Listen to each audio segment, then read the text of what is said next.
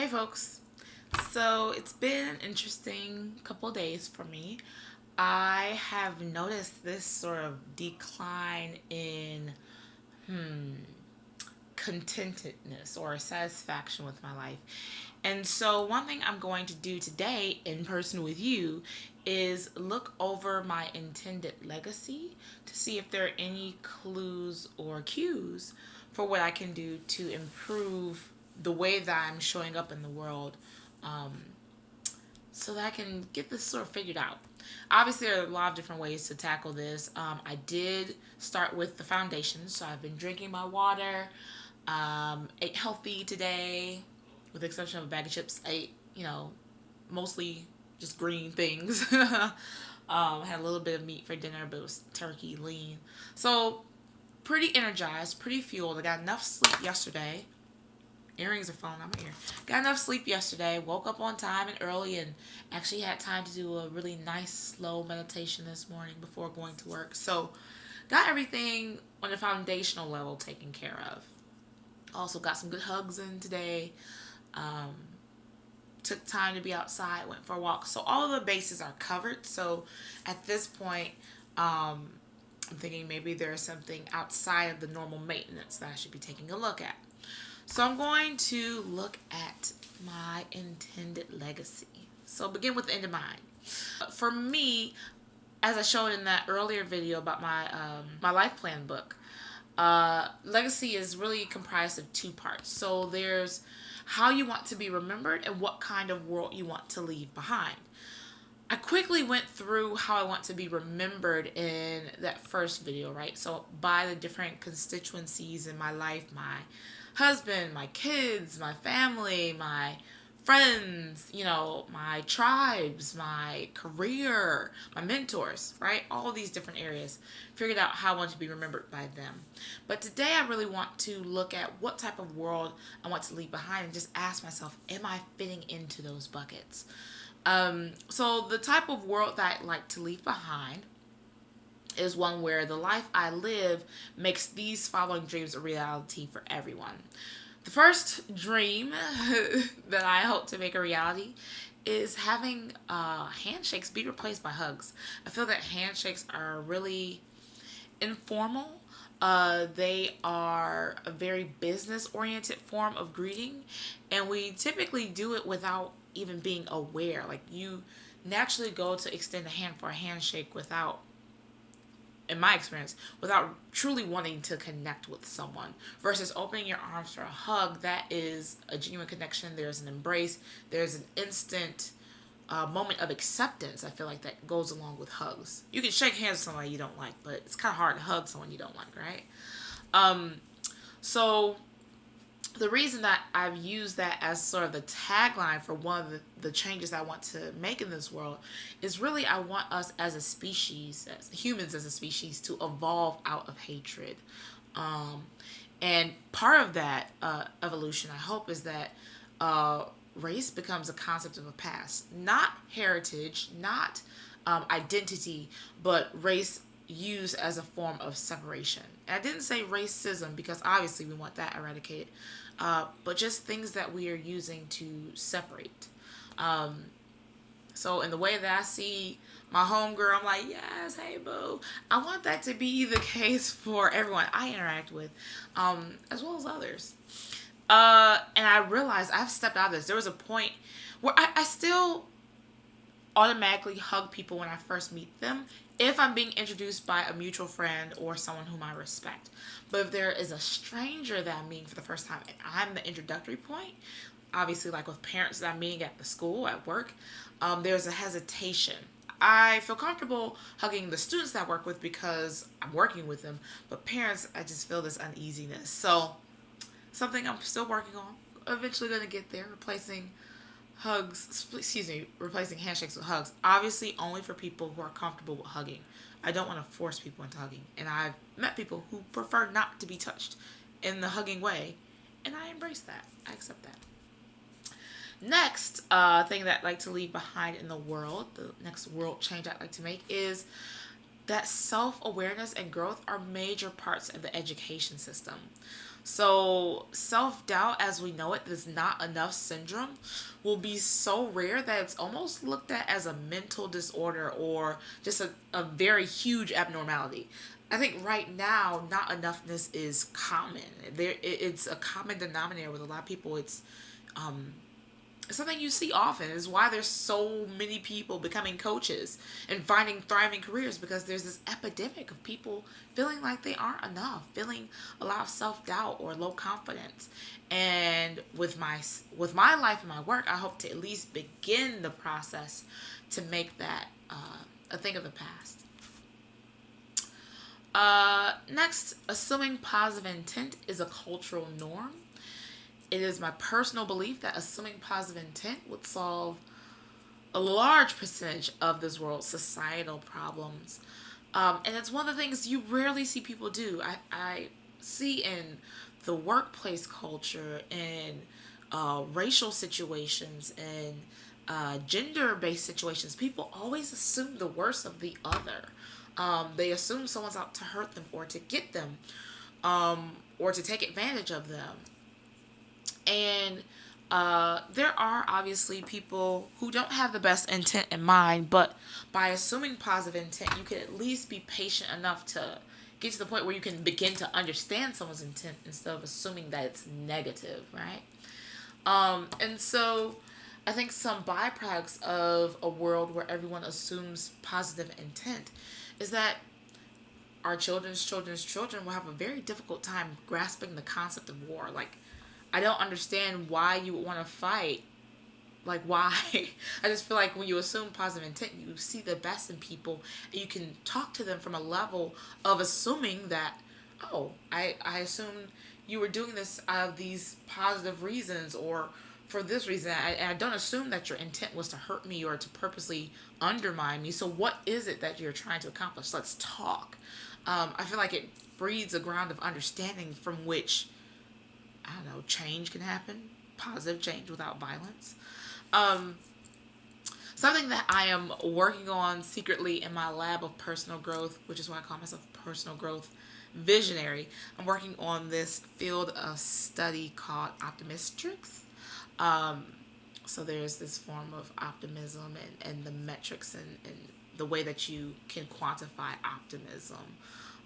So hopefully through my life's work, this becomes a socially accepted philosophy. So this philosophy that I'm developing around the idea of optimism, uh, how it's developed, how it can grow, what destroys optimism. Obviously, I believe in realism and idealism as well. Uh, but optimism can be helpful in certain situations when folks who aren't faith based need something to help them surpass things. I think optimism and faith are, to me, cousins, first cousins. For people who have a religion or who are faith based, you're assuming the best of your higher power. You're assuming that God or whatever force you believe in has your best intent in mind, right? Or your best end in mind. It has your best interest in mind. That's the word I'm looking for.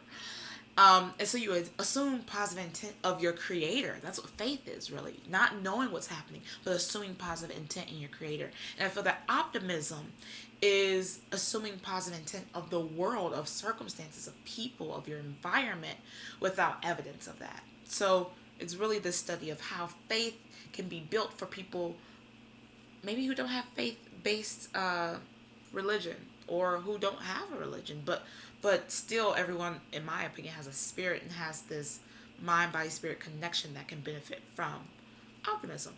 So I'll get into that later after I don't know, go to school for it, do some studying, figure something out, write some books. We'll get back to that.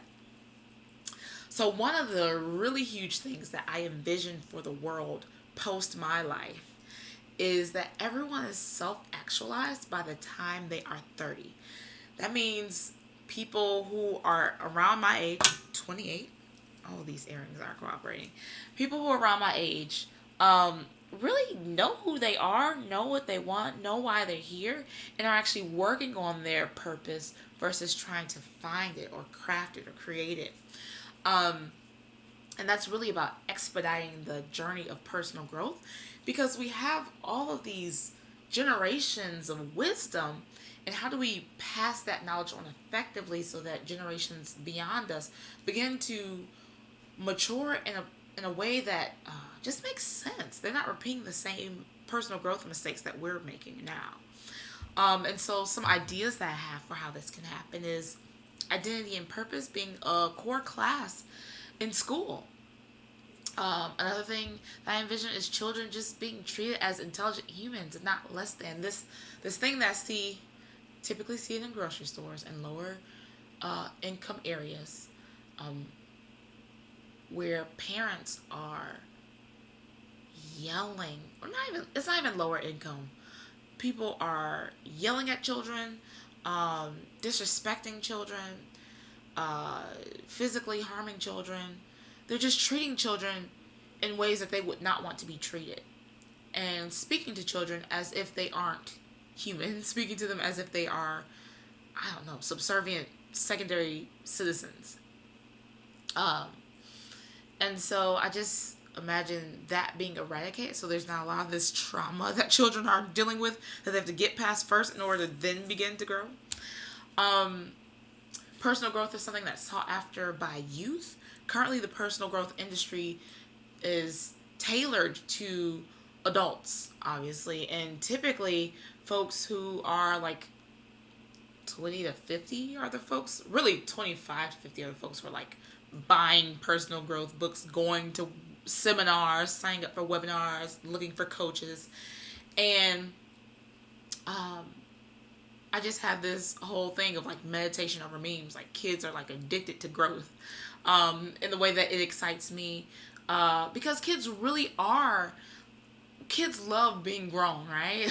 Or they love playing, but they also love thinking about who they may become or how they can evolve. And a lot of children, if they're indigo kids, are really tapped into, they know who they are and they're looking for ways to give back. And so just wanting that to be more commonplace. I feel like one of my passions is arts, and I feel like people who are self-actualized are very creative. And if all pans out the way that I like in my life, the arts are a thriving part of culture, because people are at such a high state of their evolution of self-actualization. And then I just personally think homeschooling is awesome, or unschooling is awesome, because of the freedom that it allows children to have. Not that I think school should be eradicated or anything like that, but I just see a lot of, if a lot of folks are self-actualized and can balance life in the way that they like, maybe kids are homeschooled more, or unschooled. Kids are controlling their own education and accessing the resources that they need. Next, my babies that don't exist yet, Neela and Jonathan. Hopefully they come sometime soon. Not too soon. I'll just leave a legacy of being the world's best mom and birthing two of the world's best freaking human beings. When y'all meet them, y'all gonna be like, "Dang, look at them kids," or those adults at whatever point you meet them. But yeah, that's one of the things I want to contribute to the world. One change that I'd like to see made, I know there are folks currently working on this, like Brene Brown, but vulnerability being seen as a strength, and realizing that in this mind state of abundance, there's abundance, and just realizing that you're whole. Being vulnerable doesn't take anything away from you. It doesn't destroy you. And if anything, it strengthens you, which is why I'm doing these videos. This is an exercise in vulnerability, sharing who I am, where I am, how I am, realizing that this takes guts and I don't like to say balls. It takes strength, and it's strengthening me to do this work. So yeah, vulnerability, I'd like it to be considered a strength and not a weakness when someone's sharing their soul or crying, actively in front of people, and just allowing others a chance to be empathetic. All of that personal growth stuff is great, but I think it is a means to an end. And one of my bigger visions is that the self-help industry is actually, it becomes a dying industry. It becomes null and void because people are evolved. Um, Self-help tools just become relevant because we know who we are, we love who we are enough, we feel confident, we are self-actualized before 30, by the time we're 30, and we're living our dreams. So you're not going to pick up a book at 40 years old on living your purpose because you're like, I've been doing that since I was 10, you know? You know, life coaches, like, I love the trend now. I like doing the coaching work that I've done, but I want that to be an industry that doesn't exist one day, you know? Because that's really, to me, that's the end goal, that people don't need this type of work. They don't need this type of help.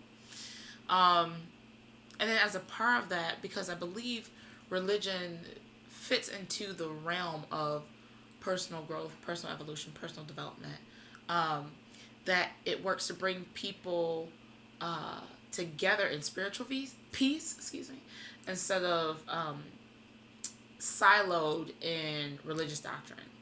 So I think a part of the self-help industry is dying is people looking to religion to fix them, or looking to religion to heal them, and really instead begin looking at religion as a way to celebrate and worship and praise God, life, the universe, etc.